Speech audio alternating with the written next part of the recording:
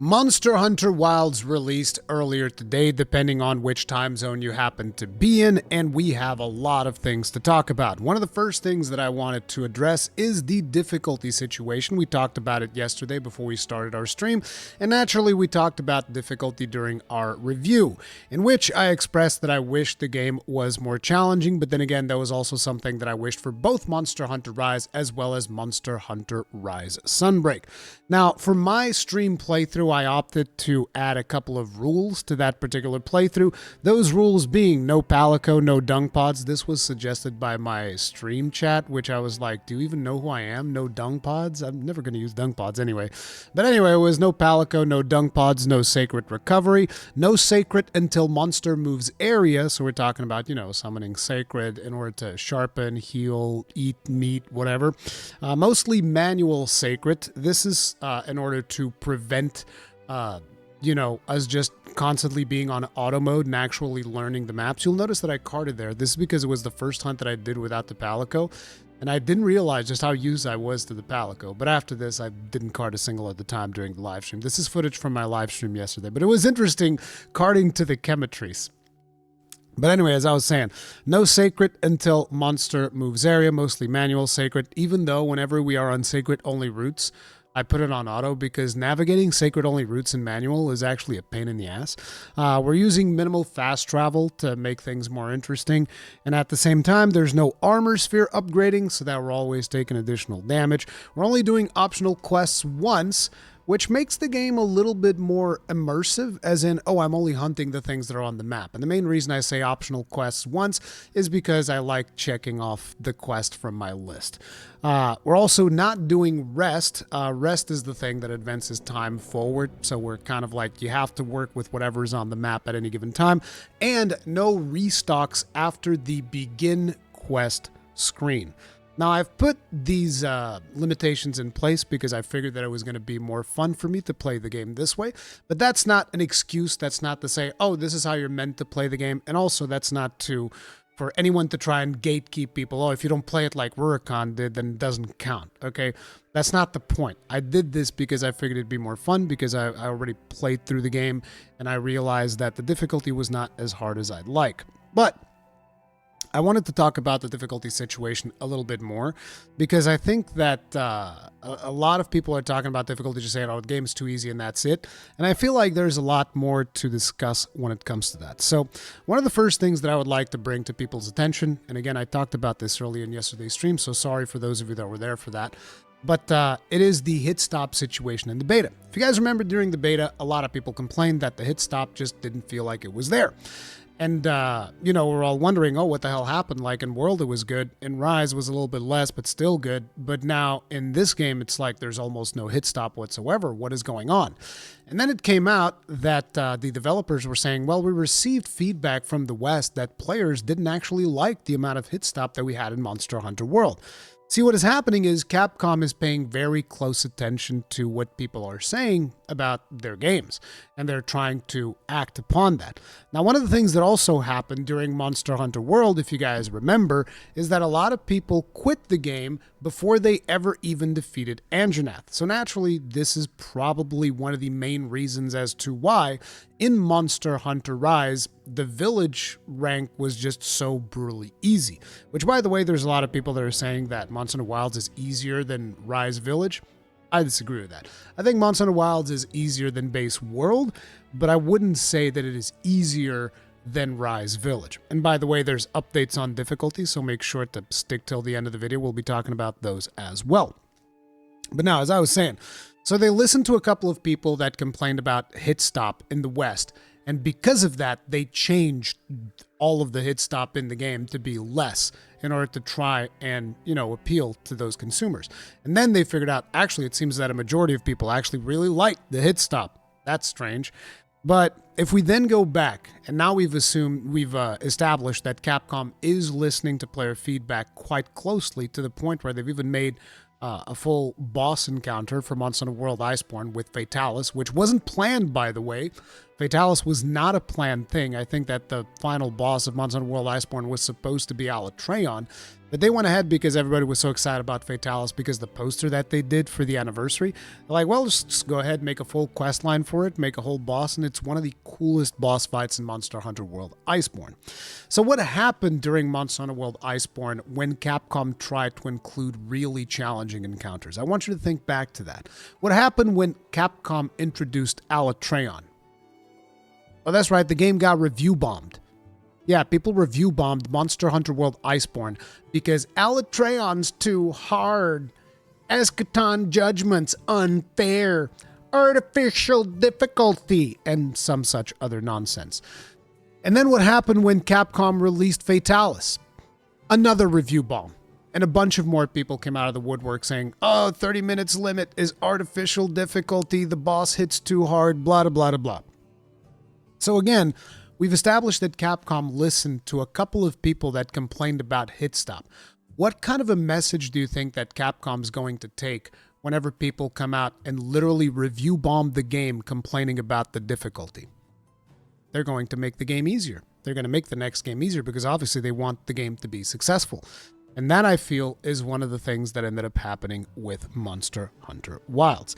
But again, the situation is not that simple, because at the same time, there's a very specific mechanic in Monster Hunter Wilds that I haven't really seen a lot of people talk about, which is the difficulty pips. Now, we have the star system, which dictates what rank a monster is and all of that, just like in every other Monster Hunter game, but there's also the difficulty pips. Whenever you go to the map, you can see like these little purple pips that indicate how tough a monster is. If you guys remember, during the beta, one of the things that people were saying is that the 5-pip Doshiguma was actually harder than Raidao. Now, I never got to fight the 5-pip Doshiguma because it never spawned for me, even though I kept like logging in trying to see if I would be able to fight this 5-pip Doshiguma, but it never really happened. But what happened in my playthrough is like whenever I was in the map and I was looking, oh, what monster do I want to go hunt next? I would look for whatever was the highest pip monster. And I'm wondering, from all of the reviewers, what were people doing? Were they even paying attention to that system? Were they mostly fighting monsters that were like 3 pips or 2 pips or whatever, depending on the difficulty that it shows up? And I'm not saying that this is a problem of the reviewers, because Capcom should have also provided us the means to kind of like maybe control our experience. If this system was going to be in place, let me just be like, hey, I just want to opt in, give me the highest level of pips for the monsters that I'm fighting during the story. I think that would have been something that they could have done. I've even brought this up on multiple podcasts, I believe, ahead of the game releasing.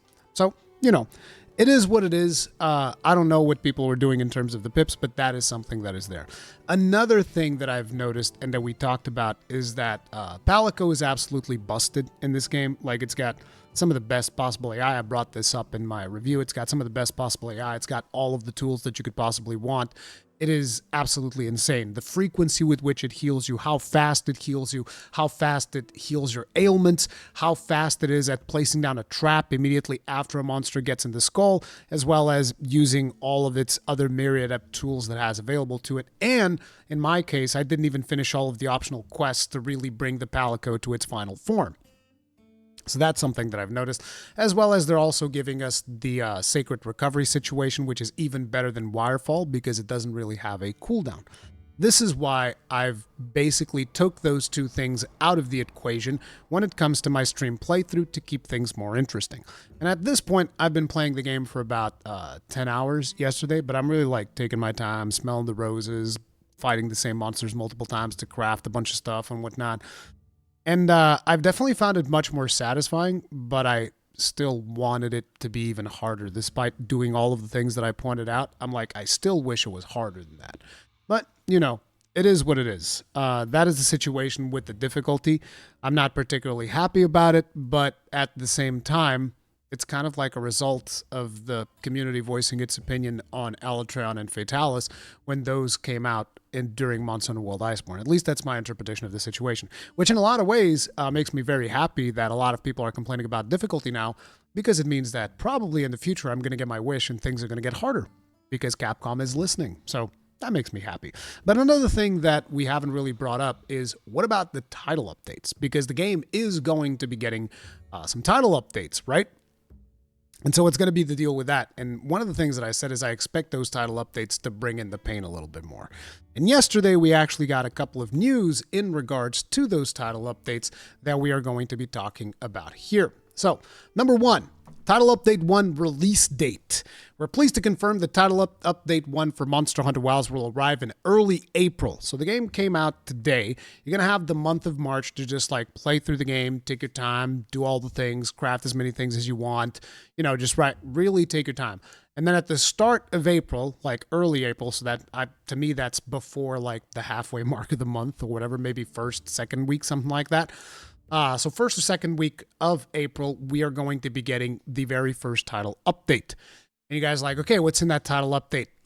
New level of challenge. Prepare your gear and resolve. Hunter's Title Update 1 will bring with it a monster of formidable strength at a level above tempered. Another challenging monster will also await you. So they're probably testing out this difficulty system that they're going to be bringing out, which is a really good thing because it kind of like goes as to what I expected it, which is title updates are going to be what's going to bring the pain. So Capcom wants the majority of people to be able to just finish the base Wilds experience and then try to introduce them to a higher level of challenge, or if those people have moved on, then the rest of us can actually get a higher level of challenge. That seems to be the case. And finally, another thing that they're also doing is, another one of my biggest complaints in my review was no gathering hub. We're getting a gathering hub in a title update. We're also going to be able to have meals together in there, which means that we're getting both the gathering hub that has a canteen, which was another one of my complaints. So, hells yeah, more difficulty, a gathering hub, a canteen. These are all fantastic news. Now, one of the problems with this is for a lot of people like, well, I bought the game now, I'm playing the game now, I want these things now. And I agree. I feel like we should have gotten these things earlier and they shouldn't have been relegated to title updates. But that's the situation we have, and at the end of the day, when you're buying a Monster Hunter game, you're buying the game, and you're expected to get like 1 year, 18 months or so of support, or however much we got with base Monster Hunter World that I forget now. But at the very least, 18 months of support for that game, and you're going to be getting all of that additional content for free. Some people are going to feel a certain type of way about that, and I'm not here to criticize them. It is what it is. You want whatever you paid for, and you want it now. I absolutely get it. Me, I'm going to be a little bit more tolerant because I just like the game that much. But I've always said it. I'm biased towards Monster Hunter. There's no other game like Monster Hunter. It is what it is. Now, another thing that we need to talk about is we are peaking right now as I am recording this. We are at 1.196 million players on Steam, which is phenomenal. I am super blown away. This is just Friday. I expect Sunday would be when we hit the actual peak, and I'm not going to be here. I have another thing that I got to go do, which really pisses me off because Sunday is just going to be like such a massive day. I'm probably going to try to schedule like a late day stream or something like that just to come back and hang out with you guys. But yeah, we're at 1,196,000 right now. And it is rising. So by the time this video comes out, it'll probably be even higher, which is really, really cool to see. However, having said that, one of the things that you will notice here is that the reviews are at mixed. So what's the situation? This is also something that I mentioned on my review. I said performance is not where I want it to be yet. And that appears to be most of the reviews that I've seen on the negative side of things is people being like, yep, terrible optimization, game's not running good. There's a lot of people crashing. There's a lot of, a lot of problems. And it's like, these are things that I have not experienced with my computer setups. I've tested it on 3 different computers, but obviously these are content creator production rigs. So even though one of them did not have the best GPU, which is, it's got the Intel Arc, which is a very functional GPU for encoding AV1 videos, it's not particularly a gaming GPU for me. But that one was the one where the performance was the worst, but I did not experience all of these crashes that people are talking about, textures not loading in. I haven't experienced any of those things in my 3 machines, so there's not a whole lot that I can say about this stuff. I know that Cowboy had a few crashes on his 4090, which kind of sucks. But yeah, that's the situation. That's why reviews are on mixed, which makes me really sad because, like, for all intents and purposes, I think the game is phenomenal. The biggest issues besides performance is the difficulty stuff, which is getting addressed, and you can kind of like nerf yourself a little bit with the Palica, which you shouldn't have to do, in my opinion. You shouldn't have to do. But yeah, that's the situation with Monster Hunter Wilds. I'm happy that we're at least seeing really big numbers in terms of concurrent players.